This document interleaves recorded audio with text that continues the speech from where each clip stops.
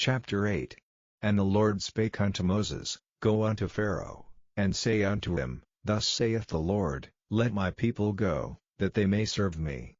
And if thou refuse to let them go, behold, I will smite all thy borders with frogs, and the river shall bring forth frogs abundantly, which shall go up and come into thine house, and into thy bedchamber, and upon thy bed, and into the house of thy servants, and upon thy people, and into thine ovens, and into thine eating troughs, and the frogs shall come up both on thee, and upon thy people, and upon all thy servants.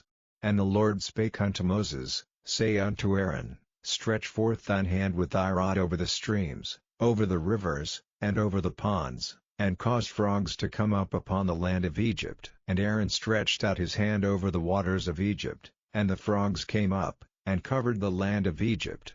And the magicians did so with their enchantments, and brought up frogs upon the land of Egypt. Then Pharaoh called for Moses and Aaron, and said, Entreat the Lord, that he may take away the frogs from me, and from my people, and I will let the people go, that they may do sacrifice unto the Lord. And Moses said unto Pharaoh, Glory over me, when shall I entreat for thee, and for thy servants, and for thy people, to destroy the frogs from thee and thy houses, that they may remain in the river only? And he said, Tomorrow. And he said, Be it according to thy word, that thou mayest know that there is none like unto the Lord our God. And the frogs shall depart from thee, and from thy houses, and from thy servants, and from thy people, they shall remain in the river only. And Moses and Aaron went out from Pharaoh, and Moses cried unto the Lord because of the frogs which he had brought against Pharaoh. And the Lord did according to the word of Moses, and the frogs died out of the houses, out of the villages, and out of the fields. And they gathered them together upon heaps, and the land stank. But when Pharaoh saw that there was respite, he hardened his heart, and hearkened not unto them, as the Lord had said. And the Lord said unto Moses, Say unto Aaron, Stretch out thy rod, and smite the dust of the land, that it may become lice throughout all the land of Egypt. And they did so, for Aaron stretched out his hand with his rod, and smote the dust of the earth, and it became lice in man, and in beast. All the dust of the land became lice throughout all the land of Egypt. And the magicians did so with their enchantments to bring forth lice, but they could not, so there were lice upon man, and upon beast.